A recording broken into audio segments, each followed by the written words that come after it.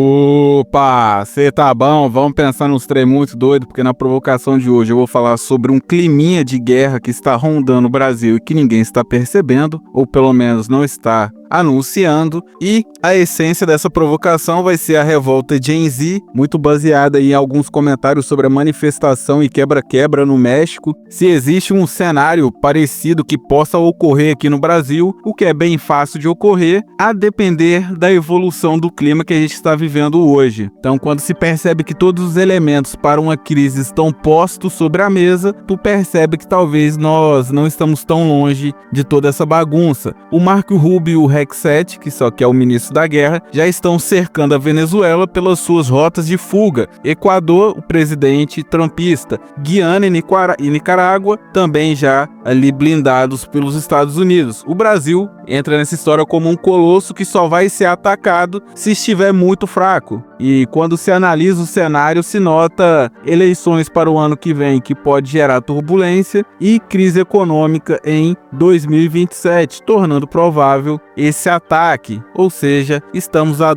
1 ano e meio de um grande clima de guerra. Então, assim, nessa provocação vou construir um cenário onde a tática do Marco Rubio pode gerar um efeito dominó, levando o Brasil a uma revolução Gen Z, quem sabe, no futuro, beleza? Antes de construir esse cenário, aquele velho trato de sempre, você se inscreve no canal, deixa o seu like e, se possível, faz aí um apoio para esse grande QR Code que está no canto superior da sua tela. É uma troca simples, eu te entrego uma provocação e você me deixa pelo menos o seu like. Eu vou trazer essa revolta Gen Z pela perspectiva de justiça. Entenda justiça enquanto ressarcimento de potência ou valor perdido através de ações indiretas de indivíduos ou estruturas que quebram o contrato social do ambiente. Senso de retribuição, de injustiça, é praticamente aí um outro lado da moeda da justiça. Então tu pega até mesmo indivíduos medianos na sociedade já estão falando de carga tributária abusiva. Temos basicamente dois grupos sociais aqui no Brasil: os indivíduos que querem migalhas do Estado por pagarem impostos e outros que querem zerar o Estado porque não querem pagar impostos. E o mais cômico dessa história é que o destino do país sendo uma crise sacramentada em 2027, os dois grupos irão se juntar pelo fato do Estado não oferecer nada para nenhum dos dois lados. Não vai oferecer as migalhas que um lado quer e, de quebra, ainda vai tentar raspar o que sobrou dos recursos de quem não morreu com a crise. Então, assim, se você compreender que praticamente todos esses protestos começam quando os dois lados estão muito pé da vida com o Estado, você praticamente aí mata toda a provocação sobre esse clima, inclusive a ideia de cerco institucional. A influência do governo americano no continente mais que dobrou nesses primeiros 11 meses de governo Trump. É uma coisa absurda, gerou a derrubada de presidentes de esquerda em pelo menos 4 países. Marco Rubio está jogando xadrez e em menos de um ano irá completar a missão dele de controlar o seu quintal. O momento geopolítico do planeta está mudando e está tendo uma troca de ordem, saindo de uma ordem liberal para uma ordem mais imperial. Todos os países estão se adaptando ao novo estilo de diplomacia que se baseia nas capacidades do país. A ordem liberal, onde os países tinham toda a segurança se baseando em um direito de garantia de acúmulo que protegia os países de agressões econômicas e militares de países mais fortes, está chegando ao seu fim. Não sei se é bom e não sei se é ruim, mas infelizmente essa janela de sossego acabou. Os impérios começaram a se mexer já tem um certo tempo para forçar países menores que antes eram protegidos a se tornarem aí as suas órbitas. Então, assim, quando tu vê essa questão de revolta no México, cerco na Venezuela e uma probabilidade de entrada americana no Brasil, tu vê que passa muito por uma propaganda narrativa. O intuito é gerar comoção e gatilho emocional nas massas, uma referência que cria um fluxo social em torno de um tema. É uma tática de tem fogo no castelo que força os adversários a se abrirem, porque vai ficar alertando sobre um problema até que a pessoa aceite te demonstrar que não tem problema e você acaba entrando no território dela. A derrubada do narcoterrorismo terrorismo é uma espécie de pré-campanha eleitoral do Trump, do Rubio e do Vance. Se ele vence os cartéis da América do Sul e coloca os países de maneira permanente na órbita americana, as eleições de midterm do ano que vem se tornam uma outra história, com praticamente aí uma vitória esmagadora do partido do Trump, os republicanos. O narcoterrorismo é um fato real na vida de qualquer um que mora na América do Sul. Não vou negar isso, porém, o jeito que está sendo posto é como se todas as drogas que são consumidas nos Estados Unidos fossem produzidas aqui na América do Sul, o que não é uma verdade. Tem muita coisa por trás dessa sanha americana, tem muitas ambições, muitos desejos, desde a midterm até a candidatura do Marco Rubio para o lugar do Trump, além, é claro, da divisão dos espólios da grande crise econômica global. Ou seja, os Estados Unidos estão forçando vários cenários possíveis onde vai haver aí algum tipo de ganho para a América, e muito baseado em travas geopolíticas, em pontos de conflitos, áreas que têm funcionalidades geopolíticas que podem gerar vantagens para o império que a conquistar. Tu pega aí a Zona Arábica com os seus estreitos e corredores de petróleo, a nova rota do Ártico, que está aí Rússia, China e Estados Unidos se degladiando, e também o grande celeiro que é a América do Sul. Praticamente todos os países estão com dívida acima dos 95% e vão quebrar até 2028 por falta de dinheiro. E obviamente China e Estados Unidos já estão de olho nessas zonas funcionais onde esses países estão e vão bater cabeça até restar o último país, pelo simples fato que eles podem comprar, podem gerar influência nesses países quebrados que estão em zonas especiais. Os Estados Unidos estão como o império global há mais de 100 anos. O boleto de toda essa bagunça que eles fizeram no planeta inteiro está sendo cobrado agora. Estão com vários problemas e não podem simplesmente se recolher, tornando quase impossível outros países não retalharem a América em caso de perderem esses pontos de conflito. Ou seja, eles vão dar o sangue simplesmente para não serem erradicados pelos seus inimigos que eles fizeram aí durante 100 anos. Então pode ter certeza que vão usar um monte de estratégia e vão sim tentar antecipar algumas crises em alguns países, inclusive no Brasil. Já há informações de investigações sobre a JBS e outras empresas do Brasil que cresceram com o programa de campeões nacionais do Lula. Estão tentando conectar investimentos de narcoterrorismo nessas grandes empresas que têm fundos e vários investidores. No caso da JBS, o Trump já vinha falando há certo tempo sobre o monopólio de proteína da empresa brasileira nos Estados Unidos, alegando aí que a JBS estava operando de uma maneira esquisita e que deveria parar com isso. Estão preparando o cenário em que se justificará o isolamento dessas empresas para usar como ferramentas de pressão social. A tentativa de ganhar capital social às custas da pressão americana está mostrando os resultados agora. A não cooperação com propósitos básicos dos americanos, que nem deveríamos ter como um grande empecilho, que é uma grande loucura, como normalizarmos que a proteção de territórios que foram tomados pelo narcotráfico é algo nosso e não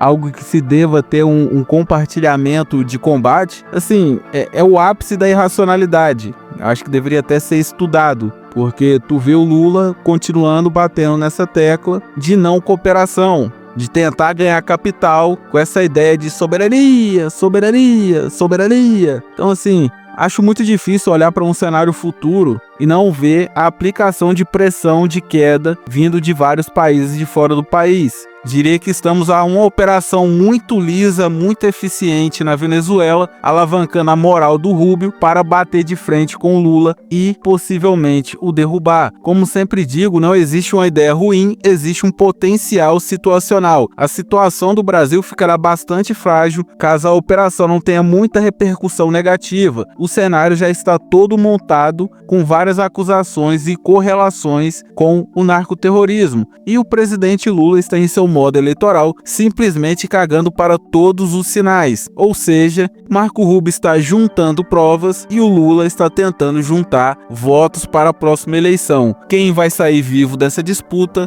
saberemos em breve. Eu só sei que acho muito difícil não forçarem uma quebra do Brasil para o segundo semestre de 2026 para forçar uma Primavera Brasileira 2. Ainda não temos o clima para que se tenha uma operação americana em terras brasileiras sem que o povo rejeite a ideia de imediato. Porém, com a evolução das crises socioeconômicas no país, essa história já muda completamente, abrindo margem para todo tipo de narrativa e acusação do Império. E é aí que o bicho pega, porque a mídia brasileira, ela se acostumou a mexer com meios de ação. É o que eu falo sobre o problema nunca ser um problema, ser um meio de ação. Vejo muita gente falando que é injusto que essa pressão americana esteja sendo feita, como se ainda estivéssemos na ordem liberal, onde as delimitações de fronteiras protegiam países fracos de países fortes. Toda brecha será usada como uma desculpa para fragmentar ainda mais a força do status quo liberal. Toda brecha na política é usada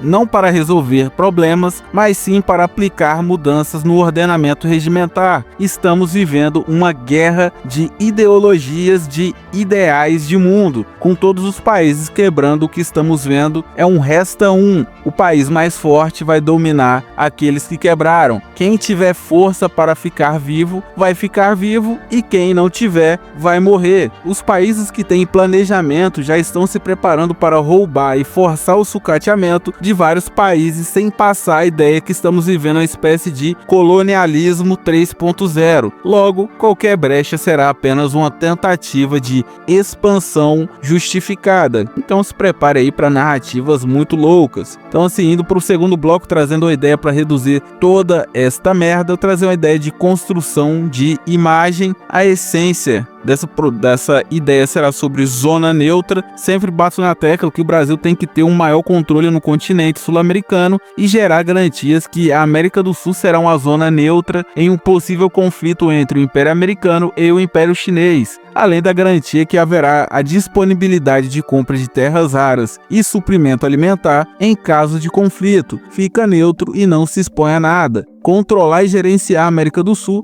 é uma questão de segurança nacional. Todo dia aparece um maluco diferente em algum país vizinho, seja extremistas da faixa da bomba, seja cartéis vindos da América Central, entre outros malucos que vêm aqui tocar o terror. Controlar a região é questão de segurança para o próprio Brasil, para o próprio país, que fica vulnerável a grupos de mercenários e os seus interesses escusos. Então, assim, trazendo uma segunda ideia, tentando visar uma blindagem dessas possíveis primaveras, é sobre blindagem cívica. Reduzir o custo existencial para evitar grandes convulsões por conta das dificuldades de se viver é o mínimo. Você dificilmente vai ver uma pessoa presa por roubar uma paçoca. A dificuldade do acesso influencia diretamente na inclinação ao roubo, abate e criação de organizações criminosas. Blindar pelo menos aí os 70 milhões que trabalham de carteira assinada ou de CNPJ já reduziria muito o ataque vindo de fora. Você reduzir o custo de vida dessas pessoas que normalmente estão conectadas aí a mais umas 2 pessoas. Você praticamente geraria cobertura para o país todo. Não que eu me importe com eventual revolta contra o Lula, mas visando um mínimo de estabilidade durante a crise econômica de 2027, acredito que reduziria qualquer chance de volatilidade social com amarra estrutural, que é o meu foco. Como sempre digo, marginalizado não segue ordenamento. Entregar uma base que o force a cooperar é o mínimo que um gerente do Estado deveria buscar. E, obviamente, pensando na nossa condição econômica e militar, buscaria aí cooperação institucional estratégica, forçar parcerias geopolíticas com estatais funcionais do Estado como energia, água, telefonia, internet, remédio. Ao meu ver, é uma saída simples, buscando uma maior blindagem por gerar ligações globais. Você ganha em conseguir novas tecnologias sem o custo da pesquisa e ainda gera uma pressão maior sobre quem quiser vir para a América do Sul gerar algum tipo de problema. O Brasil não tem e dificilmente terá uma força bélica que possa gerar um mínimo de segurança para todo mundo. É tentar se escorar em um coletivo que envolva os impérios e outros países robustos para evitar possíveis lapadas geopolíticas. Então, assim, e tudo isso por conta dessa opressão burra estatal que agentes políticos nos forçam a viver, a análise de gastos versus custos, até mesmo nas mentes mais simples, já não faz muito sentido se houver a manutenção desse estilo de governo em que a existência do governo depende única e exclusivamente do custo de vida dos indivíduos. Veremos aí um monte de moleques queimarem o país inteiro e, o pior de tudo, eles ainda terão razão em fazer isso. E fica aquele questionamento, aquela provocação: onde você vai passar? É o ano novo? Não. Para onde você vai ir nesses próximos anos de crise? Ainda tem alguma projeção de melhora futura? Tá só de camarote? Tá tranquilo? Tô fora do país? Tô dentro do país? Como que você tá dentro dessa bagunça toda? E aquilo, conexão com ideais. A ala ideológica que você mais se adequa está mais ou menos alinhada com a agenda Trump. Qual o posicionamento da sua ala ideológica? Então aquilo, moral da história, essas revoltas coloridas puxadas pela molecada com bandeira do One Piece se tornou uma tendência, diria até que meio tosca. O máximo que vão conseguir é tirar um grupo de bandido e colocar outro grupo, como está acontecendo na Indonésia, que o novo governo segue praticamente as mesmas ideias do anterior. Não deseje isso para o Brasil, porque aqui no máximo vai entrar alguém do centrão que vai acabar de roubar e sucatear o país. Não existirá uma troca de sistema, não existirá um cuidado